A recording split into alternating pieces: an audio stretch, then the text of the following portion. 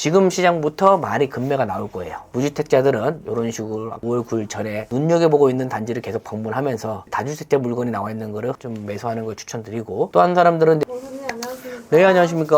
2026년 부동산 시장 어떻게 전망하시는지. 또 26년이 다가왔는데 앞으로 부동산 시장이 어떻게 될까? 크게 나눠보시면 부동산 시장은 뭐 일반적으로 갭 투자하시는 분들, 실거주 하시는 분들, 또는 갭 투자로 그냥 일반 급매로 하시는 분들, 세 번째로는 이제 우리가 흔히 말하는 경공매로 투자하시는 분들 이렇게 나눠질 수 있는데, 기본적으로 이제 부동산 시장에서도 많이 달라졌죠. 그죠? 수도권의 규제 지역과 수도권의 비규제 지역, 그리고 지방으로 이렇게 세 가지로 나눠서 이제 투자들을 많이 하시고 계시는 것 같아요. 전반적으로 봤을 때 어쨌든 대한민국에서 자산을 증식시키는 데는 한계가 있기 때문에 근로소득으로 부동산 투자를 한다는 거를 많은 사람들이 이제 인식을 하기 시작했어요. 그러다 보니까 부동산 투자에 대한 부분은 앞으로도 계속 이어질 거라고 생각은 들어요. 크게 이제 매매 부분이랑 전세, 월세 부분을 이렇게 나눌 수 있는데, 매매 같은 경우는 그 전에도 마찬가지였고 지금도 마찬가지지만 수도권에서 규제 지역 중에서 시소성이 있는 것들은 지금이라도 많이 매수하려고 노력을 많이 하고 있고, 실제적으로 경매 시장을 가봐도 수도권에 있는 규제 지역이라면 어찌 보면 나라에서 공인을 찍어준 거거든요. 아, 수도권에 있는 규제 지역이 있는 부동산 아파트는 좋다 이렇게 쫙 찍어줬기 때문에 경매 시장에 가면 100% 이상이 나와요.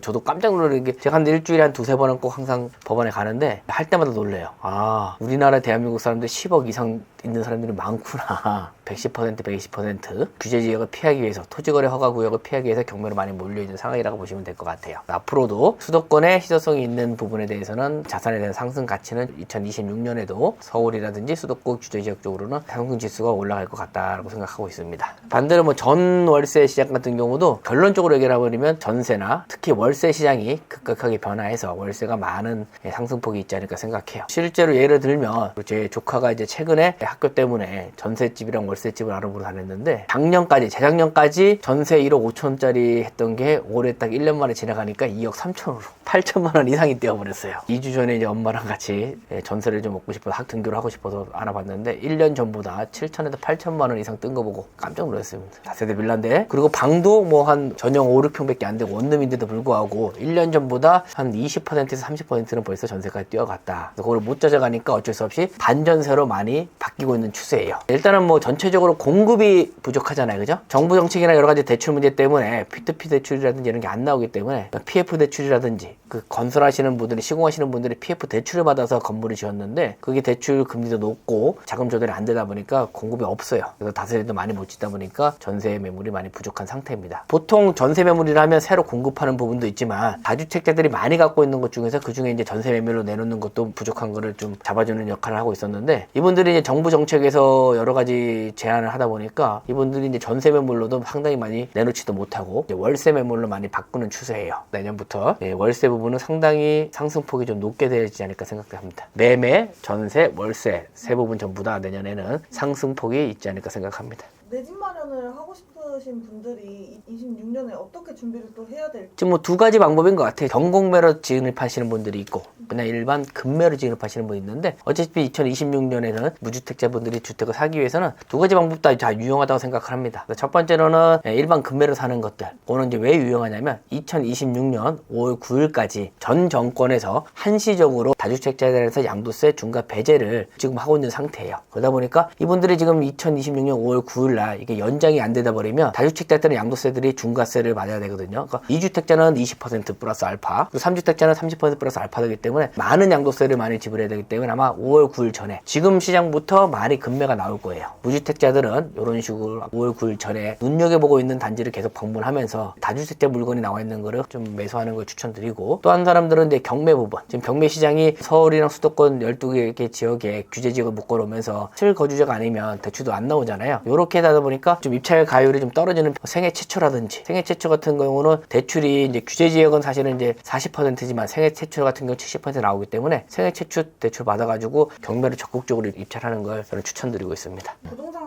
가격이 좀 오르다 보니까 조금이라도 싸게 사시려고 경매에 많이 진입을 하시는 거예요. 네, 맞아요. 2026년 경매 투자 전략을 주택수별로 세우면 좋을 것 같아서. 지금 말씀드린 것처럼 경매 시장의 무주택자들은 수도권의 규제 지역에 있는 부분은 무주택자들은 생애 최초라든지 60에서 70% 대출이 나오기 때문에 적극적으로 경매를 활용해서 자기가 실거주하고자 하는 물건에 대한 부분에 입찰을 적극적으로 하라고 좀 권유드리고 싶고요. 그다음에 1주택자들은 두 가지 방법이 있어요. 1주택자를 더 좋은 물건을 갈아타게 하는 부분이 있다면 6개월 안에 가지고 있는 주택을 처분하는 조건이라면 충분히 대출이 나오기 때문에 더 좋은 입지로 한 단계 더 점퍼시키는 실거주 목적으로 경매를 이용하시면 되고, 반대로 1주택자인데 나는 이 집에 충분히 그냥 머무르고 싶다고 생각하시면 나머지 부분은 단타로, 매매사업자 단타로 수도권에 있는 비규제 지역이나 지방의 부분에서 매매사업자 단타로 추천드리고, 나머지 뭐 2주택자부터는 다주택자는 사실은 선택할 수 있는 게 없습니다. 예전부터 이것저것 다 할 수 있는 거 없기 때문에 딱 그냥 본인들이 할 수 있는 건 수도권 비규제 지역이나 특히 지방의 공시지가 2억에 대한 부분에 대해서 경매를 진입하셨을 때가 가장 수익률이 높습니다. 이렇게 진입하시면 될 것 같아요. 변호사님 또 진행하고 계시는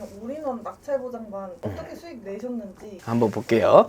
이번에 좀 특이한 사례를 좀 갖고 왔는데요. 경매도 뭐 입찰이 많다고 하고 공매도 권리분석이 힘들다고 그래서 제가 조금 쉬운 물건을 추천해 드렸었어요. 국유재산이 국유재산이거나 수탁자산이라고 해서 공공기관이 갖고 있거나 아니면 기업에서 사택으로 쓰고 있는 것, 그 부분이 공매로 나와서 저희 수강생 두 분께서 하나씩 받아갔는데 광주광역시에 있는 거였습니다. 광주광역시에 있는 첫 번째 사건이 2023-0800-050185 아파트였고 광주광역시 남구에 위치하고 있어요. 입찰에도 좋다고 생각했던 이유가 뭐냐면, 광주광역시 같은 경우는 크게 학군으로 따지면 서울의 강남이 어디냐면 광주광역시 남구 봉선동을 학군 쪽으로 대치동으로 얘기를 해요. 근데 이 물건 자체가 강주에 있는 강남의 대치동 학원 같은 그 바로 옆에 길 건너에 있는 단지이기 때문에 오래됐지만은 요거는 충분히 승산이 있다 생각해서 저희가 추천드려서 이 부분에 대해서 낙찰을 받았습니다. 인테리어를 하고 있는 걸로 알고 있어요. 인테리어를 하고 팔 생각을 갖고 있고 지금 충분히 마진율이 나오고 경쟁 상대 없이 본인들이 받아왔습니다. 건물은 1989년, 30년 이상 됐지만 광주광역시의 대치동이라는 학원과 근처에 있기 때문에 충분히 수요가 있고 매매도 잘 이루어지기 때문에 이 부분에 대해서 본인이 인테리어를 좀 해서 매매를 지금 전략을 취하고 있어요. 이런 사택 같은 경우는 좋은 게 뭐냐면 내부를 일단 볼 수 있다는 거, 가장 장점이고, 두 번째는 명도가 필요 없다는 거, 세 번째는 권리 분석이 필요 없다는 거. 안에 다 비어 있기 때문에 수탁한 회사에서 명도도 해주고 권리 부분도 깨끗하게 주기 때문에 편안하게 입찰해서 낙찰받아서 지금 이제 준비 중에 있습니다. 그 수강생분은 광주 분이셨나요? 아니에요. 공매잖아요, 공매. 공매다 보니까 굳이 뭐 현장 안 가도 현장 방문 딱 한 번만 하고 나면 나머지 부분은 다 컴퓨터로, 공매 장점이 법원에 입찰할 필요 없이 온비드라는 사이트를 통해서 전자로 입찰할 수 있기 때문에 진행을 했습니다. 서울분입니다, 서울분. 두 번째 케이스도 공매입니다, 이것도 광주광역시에 있는 겁니다. 광주광역시에서 학군으로 따지면 남구 봉선동이 대치동이라고 얘기한 것처럼 요 광주광역시 서구는 상무지구로 하면 다 알아요. 거기 보면 이제 기관이라든지 공공기관이라든지 이렇게 상권이 가장 잘 형성된 곳이 상무지구입니다. 이제 상무지구에 있는 걸 받았어요. 바로 상무역에 있으면서 광주시청이라든지 인프라가 잘 갖춰져 있는, 상업지역이 잘 갖춰져 있는 그 지역에